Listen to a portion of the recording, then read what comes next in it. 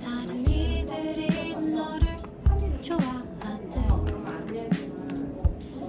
나도 네가 좋아.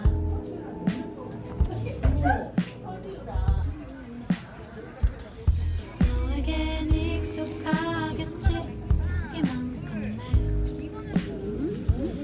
사랑이 사랑한다 말해보게가 얼마나 가볍게 느껴질까 너에게 말이야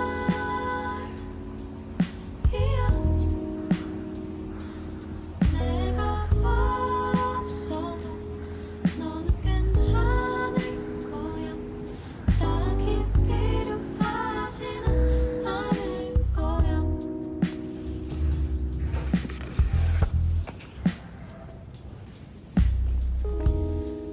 네가 좋아 다른 이들이 너를 좋아하듯 나도 네가 좋아 너에겐 익숙하겠지 이만큼의 사랑이 사소한 참견 이나 배려가 얼마나 당연하게 느껴질까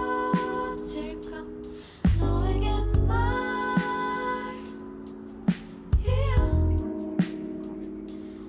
내가 없어도 너는 괜찮을 거야 오히려 필요 없어도 변할 거야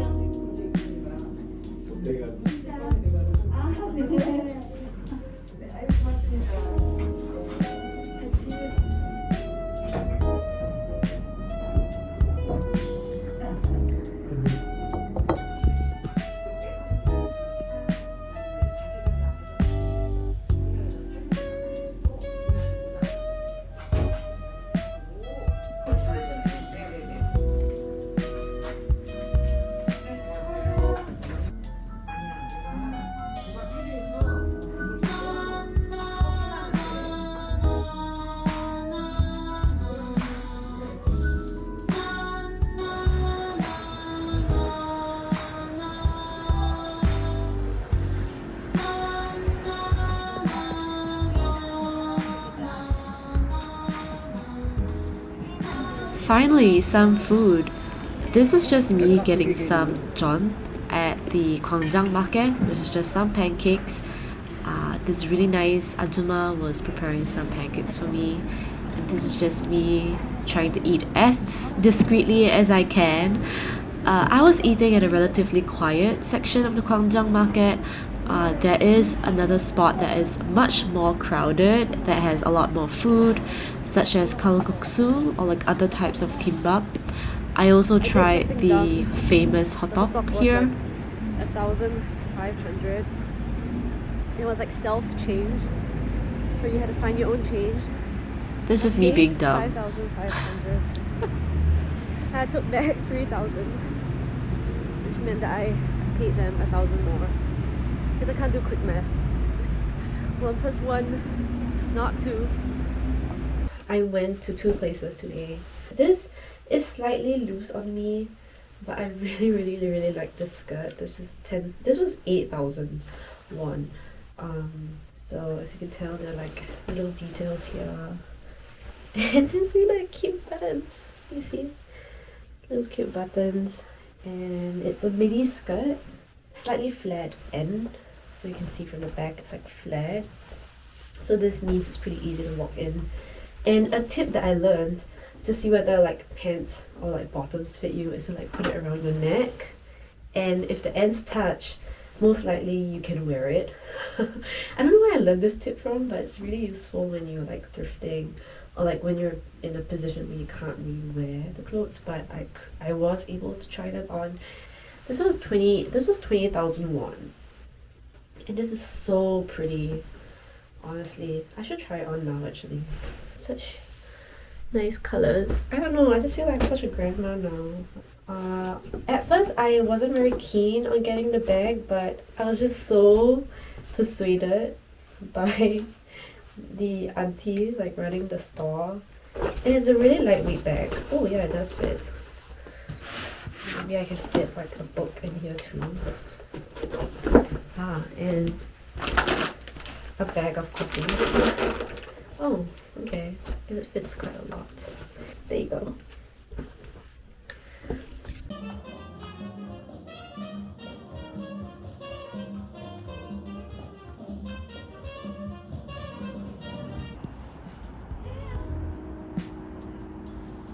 내가 없어도 너는 괜찮을 거야.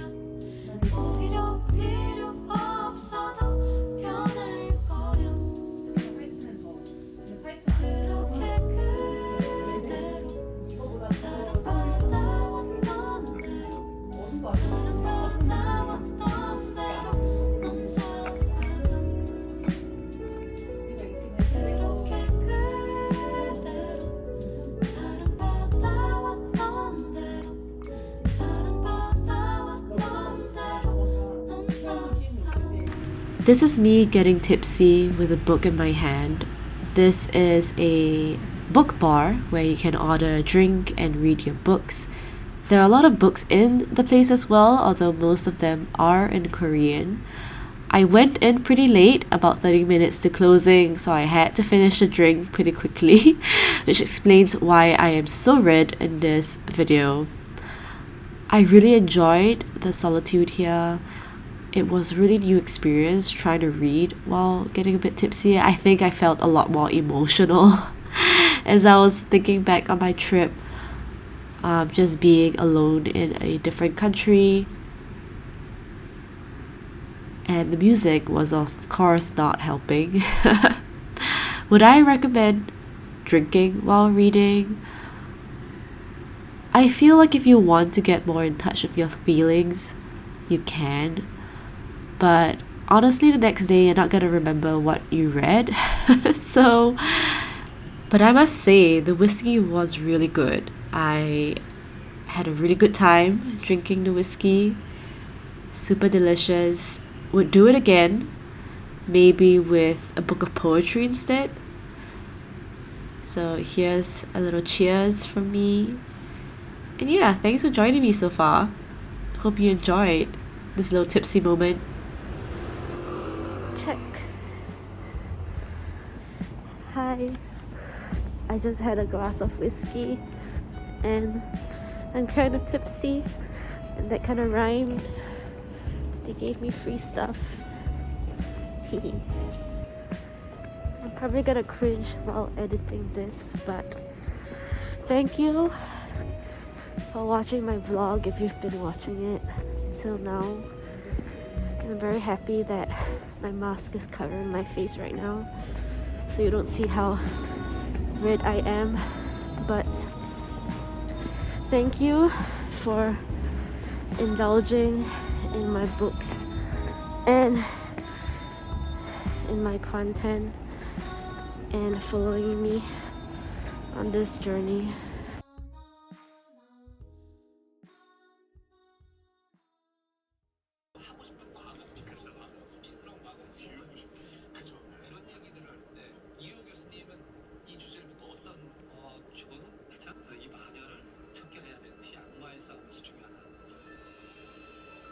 Hi, I don't know how many days I've been here by now. I've been watching this show called The Dictionary of Useless Human Knowledge. I think that's like the name in English. Yeah, I mean I didn't really know much about the show, but there were English subs going around because BTS RM is on the show, so like it was easier to find English subs of the show.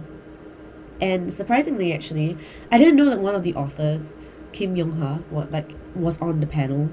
And I didn't connect the dots that he was one of the books that I wanted to. He authored one of the books that I wanted to read, so I'm pretty interested in that. And I'm watching episode 7 right now. I didn't watch every single episode because at some points I felt like the show was a bit draggy, but I wanted to watch this one specifically because it talked about the witch hunt. You know, once I went out for like a brunch with someone that I met for the first time, and he straight up like asked me if I was a witch, and I was like, you know what, I'm not. I don't take that as an offense, you know, I take it pretty much as a compliment. And there's this book called Caliban and the Witch, which I think would be a very classic read if you want to know the intersections between like the witch hunt and capitalism and basically like imperialism and the patriarchy and all that. Gender studies is like everything, right? How we relate to each other as people. But women's studies specifically, you know, it's about women. It's about how society defines women. It's about how, you know, women have historically been oppressed in many different societies, or even then, like how women might oppress other women based on their, you know, identities as women. And I feel like this is a very specific, like, study. Like, you can't just brush it aside as like gender studies or like gender equality when historically you know that there's been this huge thing against women, those that were born women but also trans women, and like, you know, just the feminine in general has been so attacked in many ways. And I see that a lot today. Really love the motif of witches because it really speaks to this like very innate fear of like the feminine power. It reminds me a lot of like when I went to Salem, because I did visit Salem when I was like, I don't know, like 5 years ago or something. And it's not all women that were prosecuted. I'm pretty sure in the witch hunt there were also people that were not women that were prosecuted, but generally mostly women. Like, their knowledge was seen as intimidating. Their experience and their care and their ability to do things, ability to heal people, that was seen as like scary. It was seen as like unknowable. It was seen as like something that man could not understand and therefore had to eliminate. And I think that was really, really sobering and a really like upsetting experience. Even when women are like half of the world's population, such violence still continues until today. That's one on my mind. Now, on a brilliant morning in Seoul, like at 11 a.m. It's 11 a.m. right now. I'm gonna finish the rest of my makeup and I'm gonna go off for like brunch. So yeah, see ya. Lunch of the day. This is Alt A vegan restaurant in Itaewon. I ordered the doenjang jjajangmyeon, which is their own take on the traditional jjajangmyeon, and this is me mixing the noodles up. The taste was really clean and very easy to finish. It wasn't oily at all, and I felt that it was a meal that I think would appeal to a lot of people, even people who may be skeptical of vegan food. This place was pretty popular as well. There were a lot of families eating here, which was pretty surprising to me. The food is mostly Korean, though the prices are a little bit more costly than the usual Korean restaurants. I suspect it's because of the prices of the vegan ingredients that they use. Overall, I really enjoyed the food here. I think the portions were just nice, and it's a quaint little space that I think anyone would enjoy. So highly recommended. Would come back here again actually.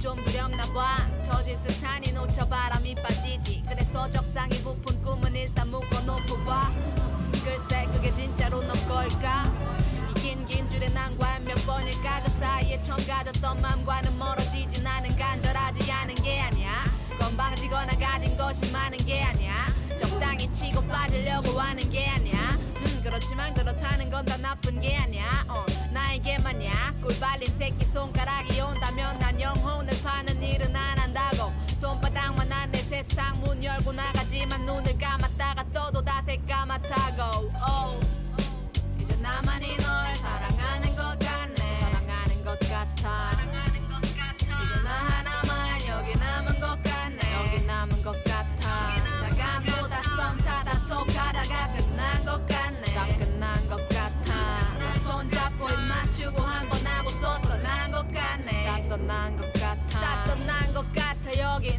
시간도 가니까 뭐 당연한 거긴 한데 그냥 나만의 착각인 걸까 혹시 떠난 사람은 나 하나뿐 아닐까 정반대로 내가 말하고 싶었던 건 누군가는 꿈이라는 말을 읽고 싶지 않을 뿐이지 멈춰있는 나와 눈이 맞은 1년에 한 번 창고 안에 먼지 쌓인 기타 줄을 가는 이치야 기억은 낭만적이기만 하고 그 Hey 안에 everyone. I tried to go to the Leo Museum behind me, but apparently you need like a reservation because there's this like extremely famous artist on show right now. The artist that taped the banana to the wall. I didn't know that he was showing here, so like yeah, I can't get tickets to go in. Yeah, but here we go. 꺼내 보이고는 조각 같은 하룻밤 끝나고 난 뒤에 쉽게 말하기에는 돈 안 드는 창녀일 뿐이라고 이제 나만이 널 사랑하는 것 같네 사랑하는 것 같아 이제 나 하나만 여기 남은 것 같네 여기 남은 것 같아 My next meal was at Plant at Itaewon. This is a pretty popular and famous vegan restaurant that a lot of people know. I think a lot of tourists know as well. The menu was pretty much what you would expect out of a usual Western or fusion fare sort of situation. I had the pasta as well as a fruit pressed juice, which was really good detox for the trip. The pasta was yummy. I don't think it was anything that was spectacular because it is pasta and you are paying a pretty steep price, I guess, for this type of cuisine, especially if it's vegan in Seoul. It's the same thing here in Singapore, so I would say it's great if you are more particular about having a vegan or gluten-free diet because they are particular about that in this restaurant. But other than that, it was a simple meal and you know, it wasn't too surprising to me, but I enjoyed it anyway.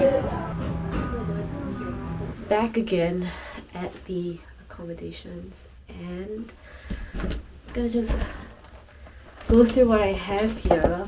I did not want to be doing this much shopping.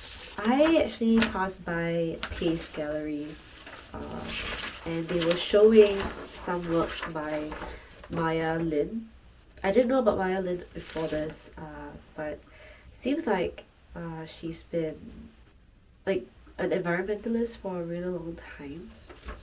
And the works were very topological. Like it was very something I would see more in like a environmental studies thing, which really makes sense given her background. But yeah, so I did get coffee from Hell Cafe. The barista actually pours the coffee in front of you, which is kind of crazy. It's a bit dramatic, but if you like that kind of drama, sure. It does take a lot of skill to be able to make the milk, like froth the milk to the perfect temperature where it doesn't scald you but it's hot enough such that you enjoy the coffee. So I think the intention was that he would pour it in front of me and I was supposed to drink it like really quickly, but I didn't drink it super quickly. I mean, I drank it within like 5 minutes, but not like within a minute. So yeah, apparently they're really known for their really strong roast, but I don't really like super dark coffee, so I got their balanced blend. And yeah, I guess the biggest haul of today was really just like at non-fiction.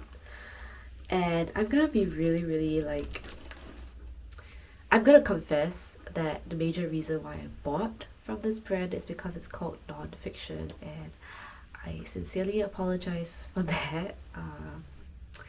Because my brand on this channel is non-fiction, and I thought like, wow, non-fiction. But they had this really nice fragrance called For Rest, and it has yuzu and nutmeg and all those notes. Look, it says non-fiction. Wait, can you see that? Can you see that? Oh my god. Someone will be like, oh Nat, you know, what kind of genre do you like? And I can just like whip it out and be like, non-fiction, you know? Lastly, I want to talk about this book. I succumbed once again to another heavy art book. I don't know who else to apologize to for this anymore. The entire bookstore, as in the bookstore was called Post Poetics, which, by the way, is a wonderful name for a bookstore because it really brings out that nerdy vibe, you know, Post Poetics. You know, what does that even mean? It doesn't even matter, but anyway, it has the vibe of a very artsy, intellectual bookstore. Most of the books there were like photography or design, but they did have like a few shelves on art, and even the art books were like mostly like exhibition books or, you know, artist books, so it was like collections of their work, etc. This book is called Planet City by Liam Yong. Him and a whole bunch of like other thinkers, like environmentalists, architects, engineers, whoever, they have done some research and they contributed different essays in here talking about the feasibility of having a very concentrated, dense city. Yeah, like 10 billion people. If we kind of combined all the major cities and all the major like living spaces, it will only take up 0.2% of the Earth's surface. And he referenced this like scientists or like biologists that talked about like the half Earth theory, in which like humans should only occupy half of the Earth's surface and let the other half sort of rewild. I don't really know how possible it is to really like convince the entire like human population to live in one area, though I am very interested in seeing where this thought experiment goes. One of the major persuading points of why I got this book was because it does address like colonialism, it does address racism and all these other things. Like, yeah, so I thought it was really cool because like, you know, this book does acknowledge how the city in itself, the way it's structured today, does have a lot of inequalities in place, like structurally. So having to build an entirely new city also requires, on an ideological level, how to really kind of, yeah, like relook all these structures and to rethink inequalities and to build it into the system, like a system that's fair, a system that's thriving, like to be very intentional about the ideological parts of the city and not just like the physical structures of it, which is how a lot of city planning used to be kind of run by so-called rationality and logic based on like different hierarchies of races, gender, etc. Like this is how cities used to be planned during the colonial period. If you're from like if you've been in a country that's been colonized, or you're from a country that was colonized, like you might be familiar with some of the history. That's how city planning used to be. It was meant for efficiency, for like, you know, the elite or like the people who kind of colonized the place. So yeah, I thought that was interesting and I appreciated that the book acknowledged that. But I'm going on so many tangents right now in this vlog, like in this travel. I don't really know what I'm doing anymore, but okay, bye.